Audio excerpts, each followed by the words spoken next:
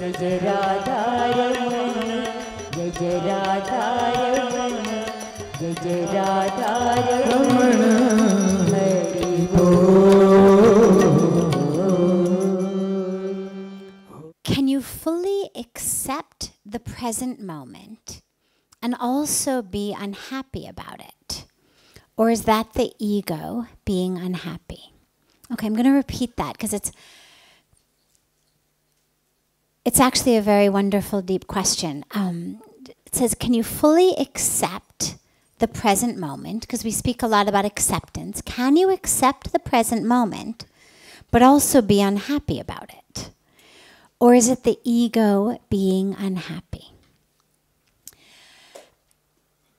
What I really like about that question actually is that when we talk about acceptance in the spiritual world, it gets misinterpreted sometimes into a belief that if I accept something, it means it's okay. It means I don't want to change it. It is a license, therefore, to inaction. So, for example, there's poverty in the world. There's a lot of suffering in the world. You know, we could turn on the news and ruin most of our moods and find out, you know, what's going on in different parts of the world. Most of us already know it. I'm not happy about that. It doesn't make me happy that trees are being cut down in the Amazon. It doesn't make me happy that species are going extinct. Come on in. It doesn't make me happy that children are starving. The goal of a spiritual practice is not that you should become okay with all of that, so that you can stay in your experience of joy or bliss and just let the rest of the world, you know, collapse. That's not the highest spiritual purpose. And so I like the question because it gives us an opportunity to get into some of the subtleties of what do we mean by acceptance. When my guru, Puja Swamiji, says, don't expect, accept. Okay? Well, he's someone who from morning till night, 7 days a week, 365 days a year is working for others. So clearly accept doesn't mean accept that people are going to keep suffering and dying because the water is bad, accept that the trees are going to keep getting cut down, accept that poor people are going to keep suffering. So what does it mean? What it means is that we accept it as in this moment, in this intersection of time and space, right here, this is how it is.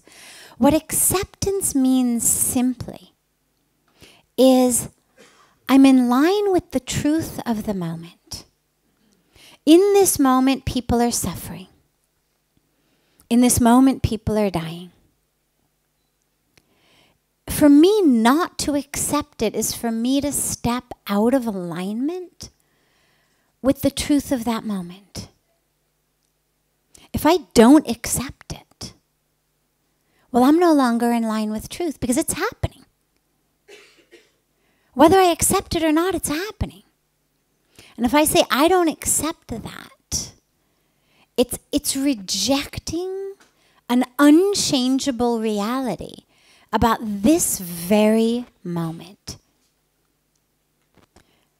I spoke last night about, you know, the little girl on the TV show I used to watch when I was young who would rub her nose and be able to magically make things happen. And we don't have that. And sadly, we can't do this and make poverty disappear and make hunger disappear and make what's happening, you know, make women dying in childbirth disappear. We can't do that. And so we really, in this very moment, only have two options. Accept it or be miserable.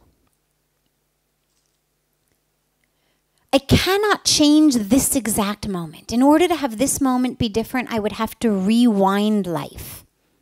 I would have had to redo the last hours, days, weeks, years differently. And since I can't do that, I have no choice but to accept the present moment. The refusal to do that is just saying, okay, I'm going to live in my miserable, fantasy world. Because it is a fantasy. If I don't accept the reality, it's fantasy, good or bad. But that accepting of the present moment is for the very important reason of being in alignment with truth. It's also for the very important reason of being in peace. Because if I'm not accepting something right now, I can't sit in peace. Whether it's the world situation, whether it's what the people in front of me are doing, whether it's how people are speaking, whether it's the guy across from me who's eating with his mouth open, from the smallest and most mundane to the biggest, my lack of acceptance of what's happening this moment prevents me from being in peace. And me being in peace is crucial for two reasons. The first, of course, is obvious. That's the point. We're supposed to be in peace. We're peaceful beings. The core of who we are is peace. That's what we're all striving to go back to. The source, the core, the truth, the soul, the spirit, the divine, whatever word we use, it's peace. That is who we are. That is what we touch when we meditate, when we go within. So that's the deepest core of who you are, which is one of the reasons it's so important to access it. But the other reason it's so important to access it is so that I can change tomorrow or next week or next year, so that I can actually be an efficient and effective agent of change. If I'm not in peace, all I'm doing is reacting. And when I'm reacting, particularly reacting in stress, I'm not effective. And so if I'm unhappy with the way things are in the world, as basically anybody who's awake on any level, from the lowest level, just literally as in your breathing, to the highest level, should be. I mean, really, if you're awake and alive today, there's lots of things to be unhappy about in the world. It's good. It gives us things to do every day. Keeps us busy. There's plenty to do to address the things that make us unhappy in the world. We can't address all of them. For some, we're going to work on poverty. For some, we'll work on hunger. For some, we'll work on water, sanitation, hygiene. For some, we're going to work on women's issues, whatever it may be.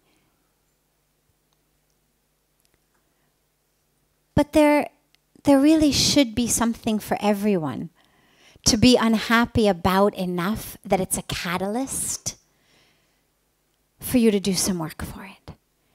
But that doesn't mean that you're not in peace. And this is where the subtle distinction, but it's crucial, because if I'm working because I'm agitated, if I'm working because I'm upset, if I'm working because I'm restless, I'm not going to be able to effectively help the situation, because all I'm going to bring to the situation is upset and restlessness and frustration and anger. So my acceptance is of this very moment, this breath. Cannot rewind it. Right here, right now, it's all exactly as it should be. And we know that because that's how it is. And we accept it. And in the moment, we're also aware of things that, should we have a magic wand, or even should we have skills and abilities, or extra financial resources, or whatever we may have that can be put to use for the world, we're going to use them. So accepting on a deep core spiritual level and condoning are not the same thing. We accept how it is. That's in this moment, this is where we are. That doesn't mean we condone it. There's a lot of things going on we don't condone. We then work to change them as much as we can, as effectively, efficiently, egolessly as we can, which of course means from a place of peace and acceptance.